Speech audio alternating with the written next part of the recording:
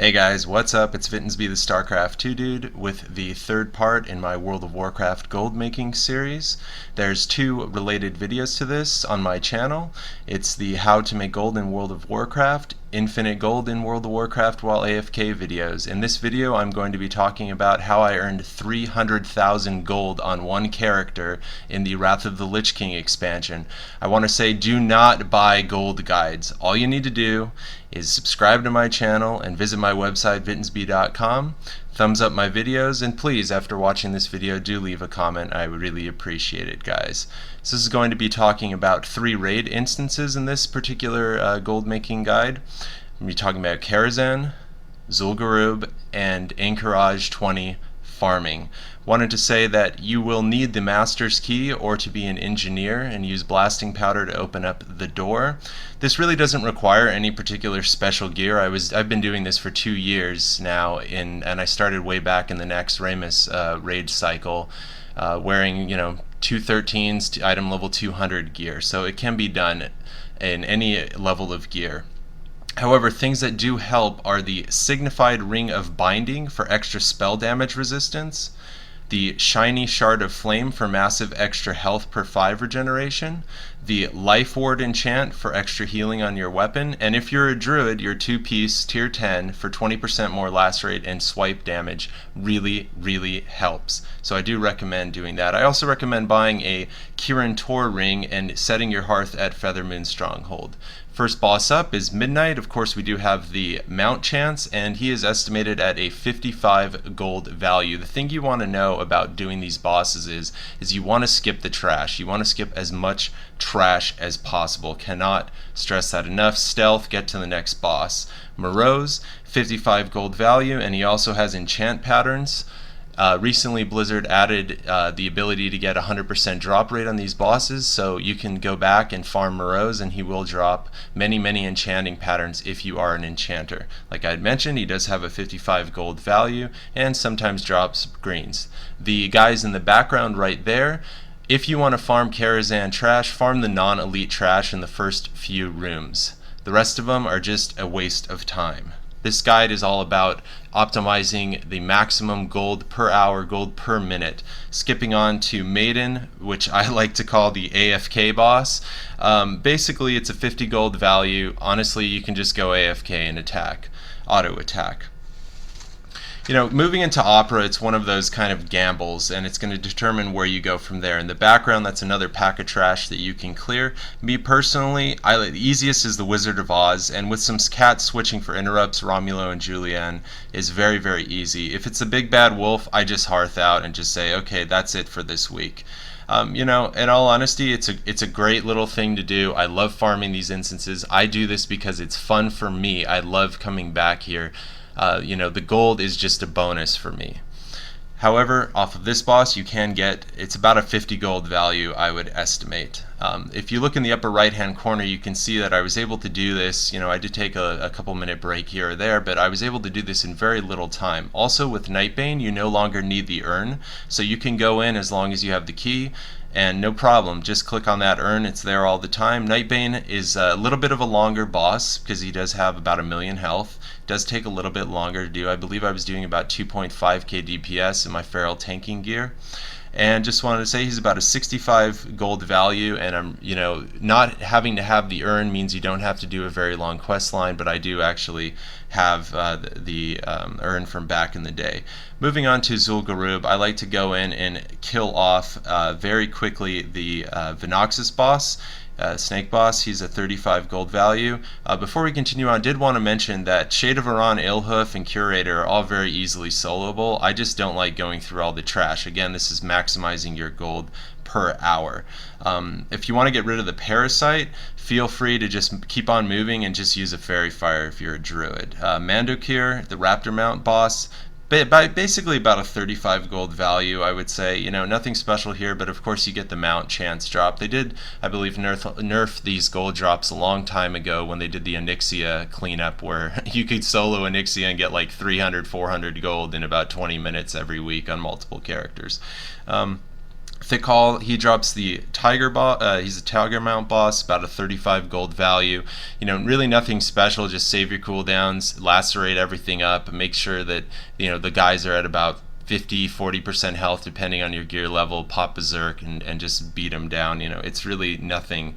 None of these things require any amount of hard work or skill, or you don't have to be like a Gosu gold farmer player or anything like that. It's just fun to do. There's a lot of room for error with the current gear level. Just skip the trash. That's what I always like to say. Just skip the trash. The trash is more or less worthless. Optionally I go to Arlok, the Panther boss. You do have a chance at an 18 slot bag. If you bring your buddies, there's some pretty cool fist weapons that transform you into a tiger. I did one run one time with a friend, and he was a enhancement shaman. He was able to get both of the main hand and the offhands. And of course, you do have a chance at a really, really funny looking lollipop stick, as I like to call it. So that's just one of the little RP gear, as they say on my server, or just fun little gear you can get. Of course, I do like to pass on all of these belts and stuff like that.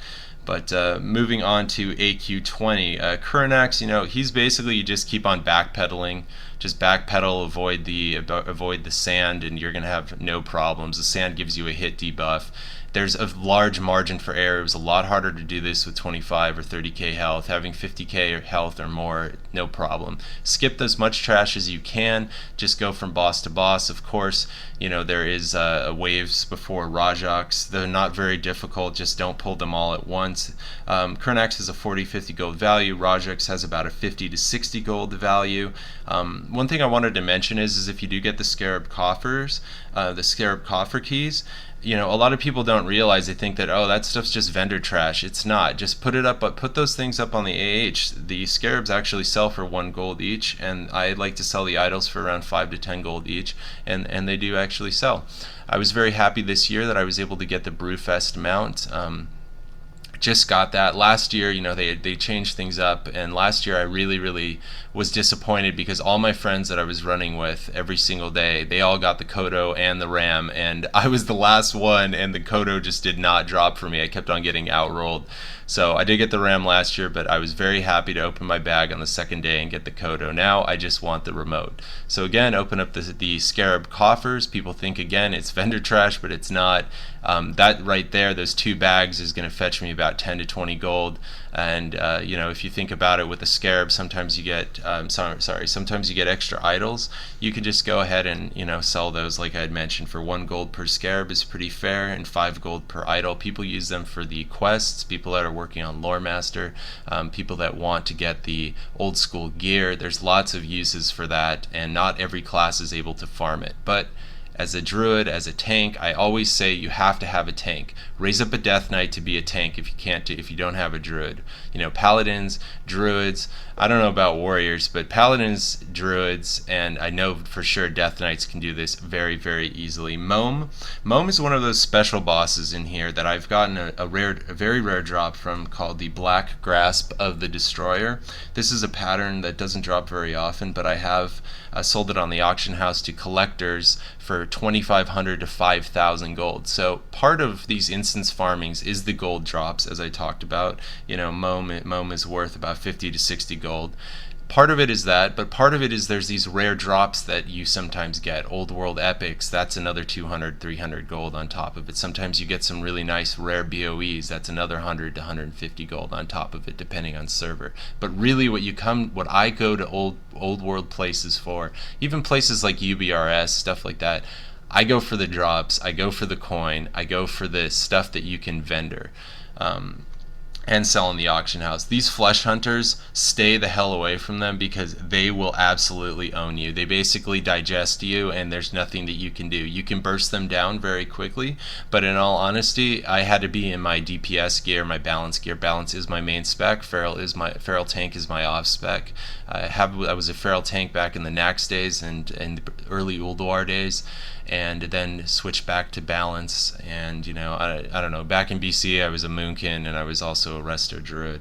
Osirian the Unscarred by far is the best boss in this instance. He's worth anywhere between 90 and 100 gold on average. You do get the head of Osirian, and that's definitely worth worth a quest in Lore Master, and that's pretty nice. I did that a long time ago, so I just pass on this gear.